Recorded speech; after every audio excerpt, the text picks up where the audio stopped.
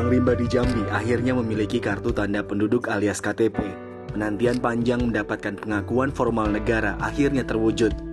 Hal ini bermula dari surat relawan pendamping dari Komunitas Konservasi Indonesia KKI Warsi menyurati Kementerian Sosial untuk mengurus bantuan sosial COVID-19 yang tersendat untuk orang rimba. Mengetahui hal itu, Risma langsung meminta timnya mengurus kerjasama Kemendagri perihal perekaman data kependudukan orang rimba. Terobosan besar yang akan memudahkan komunitas pedalaman itu mengakses beragam layanan pemerintah. Ribuan warga rimba akan mendapatkan kartu keluarga atau KK dan kartu tanda penduduk KTP. Perekaman data kependudukan tersebut menyebar pada sejumlah kantor desa di Kabupaten Batanghari, Bungo, dan Sarulangun.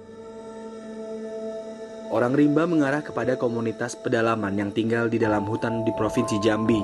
Secara turun-temurun, mereka tinggal di pondok-pondok kayu tanpa dinding di hutan-hutan yang tak lagi cukup menopang kebutuhan mereka karena alih fungsi. Meski hidup di tanah air yang sama, orang rimba selama ini belum mendapatkan pengakuan formal dari negara, belum berstatus penduduk, tak memiliki akta lahir, kartu keluarga, apalagi kartu tanda penduduk. Karena tidak tercatat, orang rimba kerap terlewat dari berbagai layanan negara. Di bidang pendidikan misalnya, para orang tua tak dapat mendaftarkan anak-anaknya bersekolah sebab mereka tak punya dokumentasi akta lahir yang menjadi syarat pendaftaran anak masuk sekolah.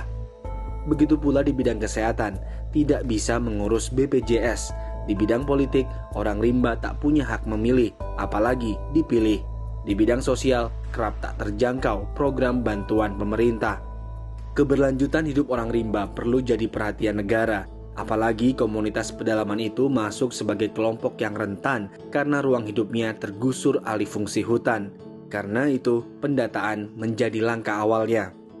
Menurut antropolog dari Universitas Diponegoro, Adi Prasetyo, tanpa identitas kependudukan, kehidupan orang rimba kerap terbentur berbagai hambatan. Dengan dimilikinya identitas kependudukan, mereka akan mudah mengakses fasilitas dan layanan publik. Namun, terobosan yang telah dibuat jangan berhenti sampai di situ. Upaya ini perlu diiringi pengalokasian kembali lahan kelola dan ruang hidup sehingga kesinambungan penghidupan orang rimba terjaga.